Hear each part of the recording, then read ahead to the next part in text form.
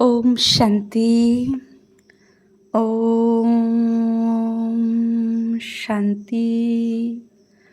ओम শান্তি। মিষ্টি মিষ্টি ভাই বোনেরা, সবাই তোমরা কেমন আছো?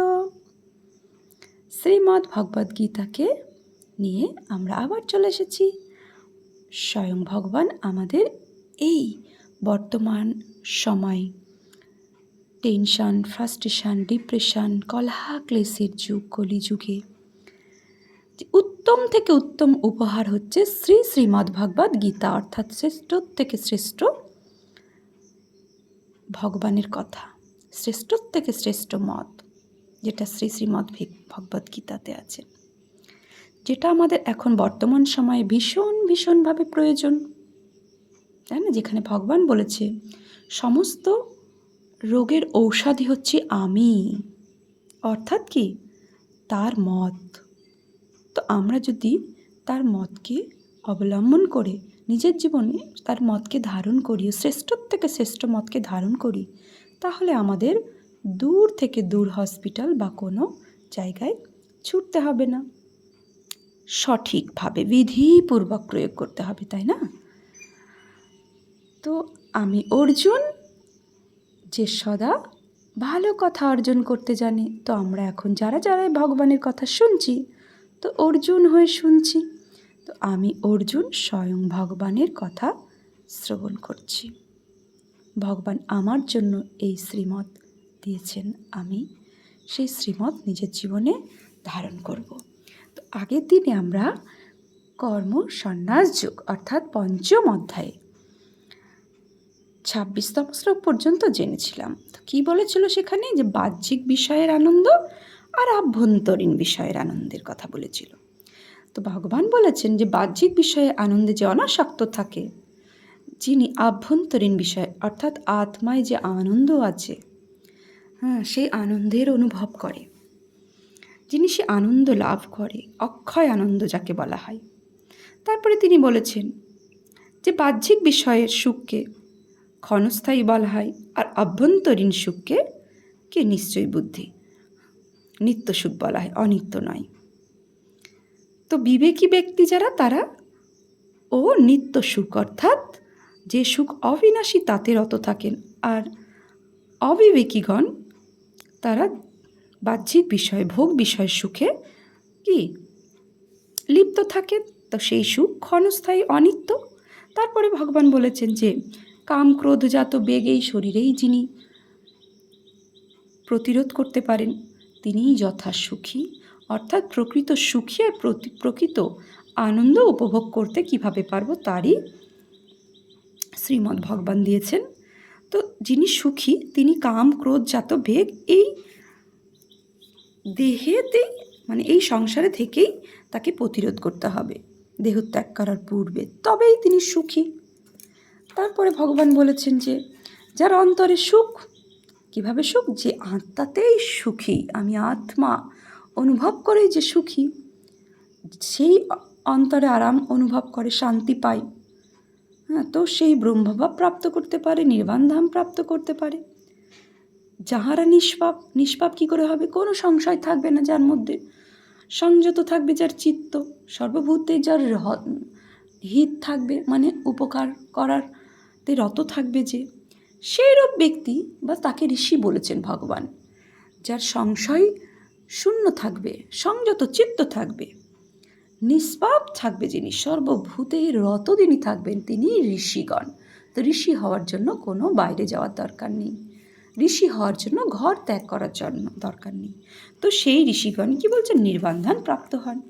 তো এরকমভাবে আমরা জেনেছি যে কী করে সুখী হওয়া যায়, কী করে আনন্দ উপভোগ করা যায়, আর কী করে নির্বাণ প্রাপ্ত করা যায়, ভগবান 26তম শ্লোক পর্যন্ত পঞ্চম অধ্যায়ের কর্মসন্ন্যাস যোগে দেখিয়েছে। তো আজকে আমরা 27তম শ্লোক থেকে জানবো।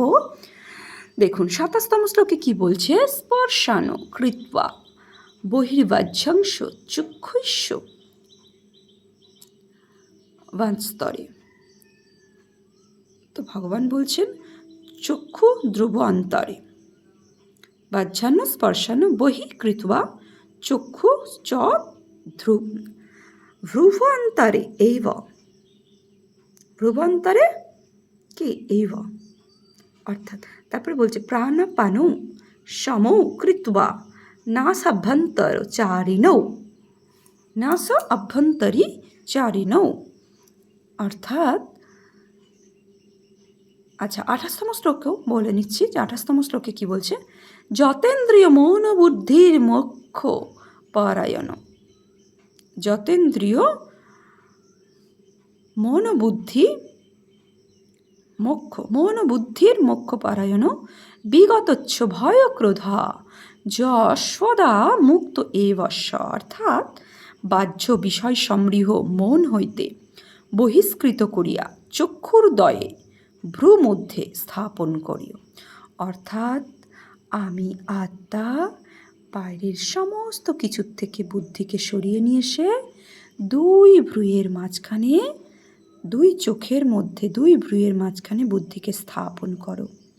তো বাহ্য বিষয় সমৃহ অর্থাৎ আমি কে, আমি কার সন্তান, আমি কার বাড়ির স্ত্রী, আমার নাম, আমার পজিশন, আমার রূপ, হ্যাঁ আমি কোথায় থাকি, আমার অ্যাড্রেস কি, এই সমস্ত কিছুর থেকে বুদ্ধিকে ধীরে ধীরে হরণ করে সরিয়ে নিয়ে এসে, তো যখনই আপনারা শুনবেন এভাবে ফিল করবেন, অনুভব করবেন যে সমস্ত কিছুর থেকে ভগবান ডাইরেক্ট বলছেন যে বাহ্যিক বিষয় সমৃহ থেকে, বাহ্যিক বিষয় অর্থাৎ আমি কে, আমার রূপ, আমার পজিশন, আমার নাম, আমার রোল, হ্যাঁ এই সমস্ত কিছু থেকে ধীরে ধীরে সঙ্গে সঙ্গে বুদ্ধিকে সরিয়ে নিয়ে এসে বুদ্ধিকে দুই ভ্রুয়ের মাঝখানে নিয়ে এসুন।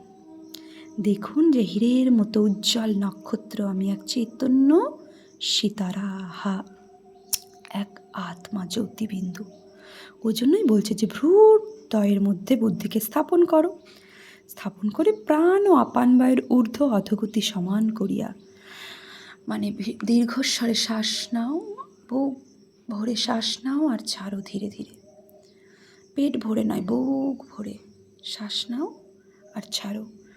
তো সমান করিয়া উহাদিগকে নাসা মধ্যে রাখিয়া যিনি ইন্দ্রিয় মন ও বুদ্ধিকে সংযত করিয়েছেন, তো কর্মেন্দ্রিয়র হালচাল নেই, মনও শান্ত, বুদ্ধিও এদিক ওদিক ছুটে না বেরিয়ে বুদ্ধিও দুই ভ্রুয়ের মাঝখানে চৈতন্য শক্তি আত্মাতেই স্থিরতা, তো সংযত করিয়াছেন, এবং যিনি মুখ্য পরায়ণ, ইন্দ্রিয় ইচ্ছা ভয় ক্রোধ বর্জিত। তো ওই সময় যখন আমি দুই ভ্রুয়ের মাঝখানে বুদ্ধিকে স্থির করাবো, আর কি ইন্দ্রিয় সংযত থাকবে, মানে না হাত চঞ্চল করবে, না চোখ চঞ্চলতা করবে, না কান কিছু শুনবে, না চোখ অন্য কিছু দেখবে, আর বুদ্ধিও এদিক ওদিক ভাগবে না, মনও শান্ত হয়ে যাবে, বুদ্ধিও দুই ভ্রুয়ের মাঝখানে চৈতন্য শক্তি আত্মাতে স্থির থাকবে।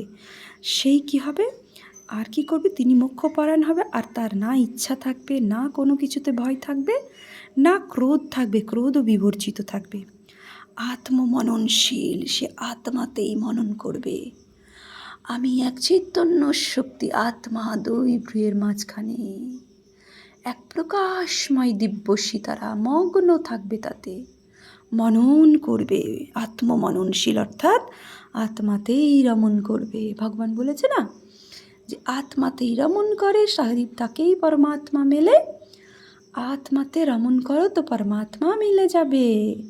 তো আত্মাতে মনন করতে থাকো, তিনি সর্বদাই মুক্ত থাকে সমস্ত কিছুর থেকে।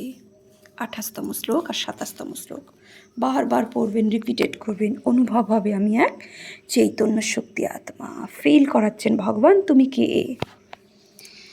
যেখানে আমাদের সমস্ত সুখ রয়েছে, আমাদের স্বধর্ম রয়েছে, শান্ততা রয়েছে। তো 29তম শ্লোকে বলছে ভক্তরাং যক্ত তপস্যাং, যজ্ঞ তপস্যাং সর্বলোক মহেশ্বরম সুহৃদং সর্বভূতানাং জ্ঞাত্বা মাং শান্তি মৃচ্ছতি, মাং শান্তি মৃচ্ছতি। অর্থাৎ কি বলছেন যে মুক্ত যোগী পুরুষ আমাকে যজ্ঞ ও তপস্যা সমৃহের ভোক্তা, মুক্ত যোগী পুরুষ আমাকে যজ্ঞ ও তপস্যা সমৃহের ভোক্তা সর্বলোকের মহেশ্বর ও সর্বলোকের সুহৃদ জানিয়া পরম শান্তি লাভ করেন। তো ভগবান কি ভোগ করেন? আমরা যে যজ্ঞ তপস্যা করি তার সেই সমৃদ্ধ ভোক্তা উনি। এভাবে আমরা কারা জানেন? যোগীগণ জানেন, যোগী পুরুষ জানেন। আর কি জানেন? যে উনি সর্বলোকের মহেশ্বর। তাহলে পরমপিতা পরমাত্মা সর্বলোকের মহেশ্বর, আর তিনি কিসের ভোক্তা? তপস্যা সমৃদ্ধের আর যজ্ঞের ভোক্তা। ও সর্বলোকের সুহৃদ জানিয়া পরম শান্তি লাভ করে। সর্বলোকের সুহৃদ জানিয়া পরম শান্তি লাভ করে। 29তম শ্লোক। 30তম শ্লোকে, আচ্ছা 29তম শ্লোকেই শেষ হলো কর্ম সন্ন্যাস যোগ, অর্থাৎ অভ্যাস যোগ না, কর্ম সন্ন্যাস যোগ অর্থাৎ পঞ্চম অধ্যায়। তাহলে পঞ্চম অধ্যায়ে আমরা কি জানলাম? যে কিভাবে আমরা ঈশ্বরের প্রতি মন বুদ্ধি রেখে, তো প্রথমে আমার নিজের আত্মাতেই মনন করতে হবে, আত্মাতে স্থির রাখতে হবে। আত্মাতে যখন আমরা স্থির রাখবো তখনই আমাদের পরমাত্মা মিলবে। আর আত্মাতে যখন আমরা স্থির রাখবো তখন আমাদের ইন্দ্রিয় শান্ত হয়ে যাবে, মন শান্ত হবে, সংযত হয়ে যাবে। আর ইচ্ছা ভয় ক্রোধ বিবর্জিত হয়ে আত্মমননশীল হব, আর তখনই আমি সমস্ত কিছুর থেকে মুক্ত হব। আর ওই মুক্ত যোগী পুরুষ, আগে আমরা কিভাবে মুক্ত হব তার কথা ভগবান শেখালেন। আর যখন আমরা এভাবে মুক্ত হব তখন এই মুক্ত যোগী পুরুষই ভগবানকে জানবেন। কীরূপে জানবেন ভগবানকে? যে ভগবান যজ্ঞ তপস্যা সমৃদ্ধের ভোক্তা, সর্বলোকের মহেশ্বর আর সর্বলোকের সুহৃদ, এভাবে ভগবানকে জানেন আর জানিয়া পরম শান্তি লাভ করেন। তো আত্মা যখন পরম শান্তি কী করে পাবে? এভাবেই পরম শান্তি লাভ করা যায়। তো পরম আনন্দ লাভ করব কিভাবে? তার মেথড আগে বললেন। পরম সুখ অনুভব করব কিভাবে? আর নির্মাণ ধাম লাভ করব কিভাবে? তো তারই পদ্ধতি, তারই মহাবাক্য ভগবান এই সন্ন্যাস যোগ পঞ্চম অধ্যায় দিয়েছেন। তো এভাবে আমরা পরম শান্তি লাভ করতে পারি। তো আজকে পঞ্চম অধ্যায়ে সন্ন্যাস যোগ 29তম শ্লোকে শেষ হয়ে গেল। তো পরের দিন আমরা জানব অভ্যাস যোগ। তো অভ্যাস যোগ দিয়ে আমরা শুরু করব, অর্থাৎ ষষ্ঠ অধ্যায় কিভাবে। তো আগের পঞ্চম অধ্যায়ে অর্থাৎ কর্মসন্ন্যাস যোগে শেষ করলো কি দিয়ে? যে কিভাবে আমি মন বুদ্ধিকে স্থির করব, কিভাবে আত্মাতে মনন করব, মেডিটেশন কিভাবে করব, একটু টাচ দিয়েই পরবর্তী অভ্যাস যোগ, অর্থাৎ আমি আত্মা কিভাবে অভ্যাস করব, অর্থাৎ ধ্যান যোগ বলা হয় যাকে। আমি কি করে ধ্যান করব? তো এই ষষ্ঠ অধ্যায়ে এতগুলো শ্লোক যে আছে সবই ধ্যান যোগের, অর্থাৎ কিভাবে আমি ধ্যান করব তারই মেথড দেওয়া আছে। তো আমরা একটা ছোট্ট গল্পের মাধ্যমে জানব যে সংস্কৃত পড়লেই কি ভগবানকে জানা যায়, নাকি ভগবান ভাব গ্রহণ করে। এখানে যে বলেছেন যে ভগবান যেটা কর্মসন্ন্যাস যোগে শেষ করলো, যে লাইনটা 29তম শ্লোক দিয়ে, যে যজ্ঞ তপস্যার ভোক্তা ভগবান। যোগী পুরুষরা ওভাবে, মুক্ত যোগী পুরুষ জানেন যে ভগবান কি যজ্ঞ তপস্যার ভোক্তা। তো ভাবনার ভোক্তা উনি ভাবের গ্রহণ করেন। তো কিভাবে উনি ভাবনার গ্রহণ করেন? দেখুন, এক রাখাল যে পড়াশুনো কিছুই জানে না, অশিক্ষিত, ঠিক আছে, সে গরু চড়াতেন। তো মাঠে রোজ গরু চড়াতে গিয়ে গরু ছেড়ে দিতেন, আর নির্জনে এক গাছের নিচে বসে ও ভগবানের সাথে কথা বলতেন। নির্জনে, কেউ থাকতো না সেখানে। কিভাবে কথা বলতেন দেখুন, তো ওপরের দিকে তাকিয়ে থাকতেন আর বলতেন, হে ভগবান, তুমিও ওপরে একা রয়েছ, আমিও নিচে একা রয়েছি। তুমিও আমাদের মতো গরুর পালকে ছেড়ে দিয়ে উপরে একা বসে রয়েছ, আর আমিও দেখো এই সব গরুদের ছেড়ে দিয়ে একা রয়েছি। তো এসো, তুমি আর আমি গল্প করি। তো এইভাবে ভগবানের সাথে বার্তালাপ করতেন। সে না সংস্কৃত জানতেন, না সে আধ্যাত্মিক জ্ঞান ছিল, না তার শাস্ত্র জ্ঞান ছিল, না সে পণ্ডিত ছিলেন। তো ভগবানের সাথে এভাবে কথা বলতেন যে হে ভগবান, তুমিও আমাদের মতো গরুদের ছেড়ে দিয়ে, মনুষ্য রূপী গরুদের এই পৃথিবীতে ছেড়ে দিয়ে বিচরণ করছি আমরা, এক একজন এক এক রকমের পার্ট নিয়ে এক একজন অভিনয় করছি। তো তুমিও ওপরে একা রয়েছ, আমিও দেখো গরু চড়াতে এসে গরুদের ছেড়ে দিয়ে একা একা গাছের নিচে বসে আছি। তো তুমি ওপর থেকে এসো, আমি আর তুমি গল্প করি। তো তখন এভাবে কথা বলতেন। তো একদিন এক পণ্ডিত কোনো না কোনো কারণে ওই রাস্তা দিয়ে যাচ্ছিলেন, আর ও রাখাল ওই একই কথা ভগবানের সাথে বলছিলেন যে হে ভগবান, হ্যাঁ, তো ওই বড়বড় করছিলেন, বড়বড়াচ্ছিলেন।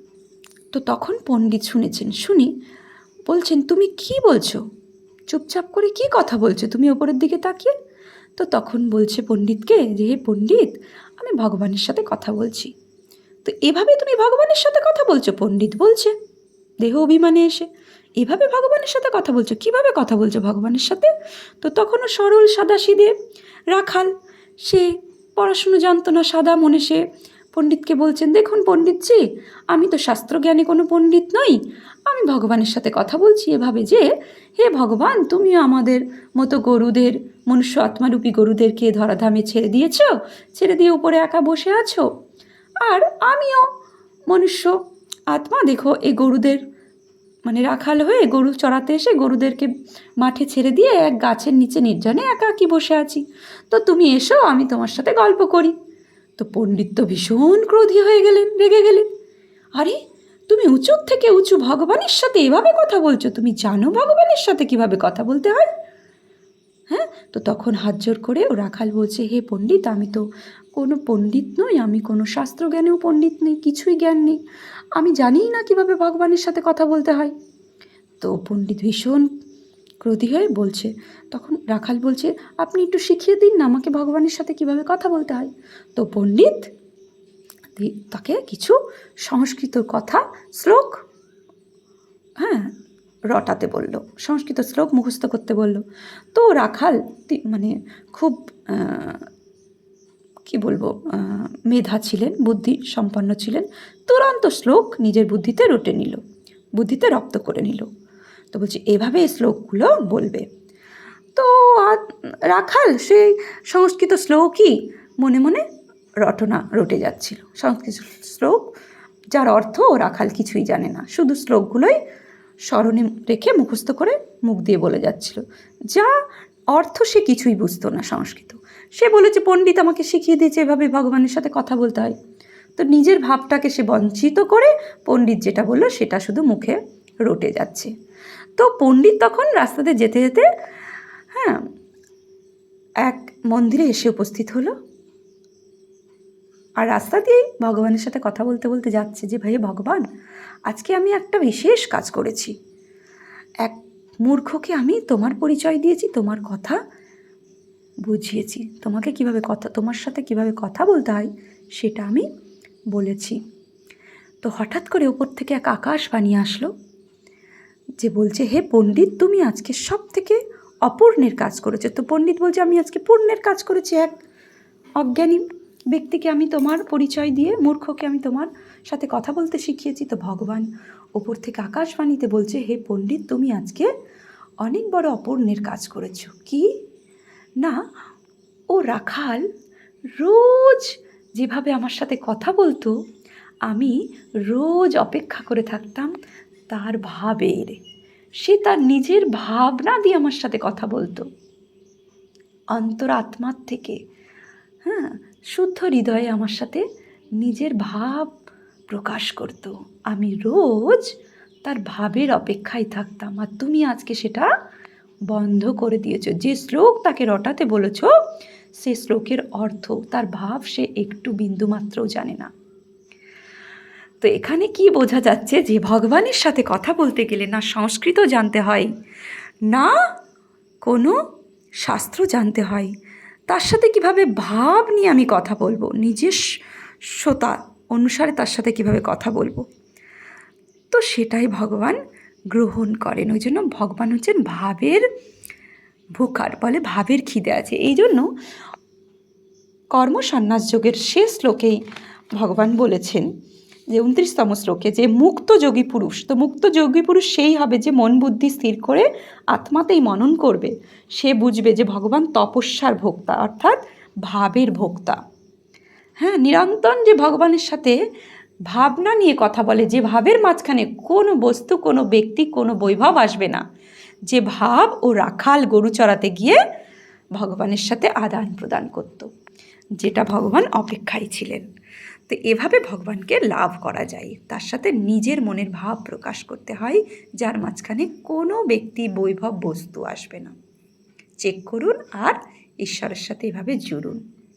ঠিক আছে, পরের দিন আমরা 6ষ্ঠ অধ্যায়ে কীভাবে অভ্যাস যোগ অর্থাৎ ধ্যান যোগ, ধ্যান শিখব সেটা জানব। ওম শান্তি।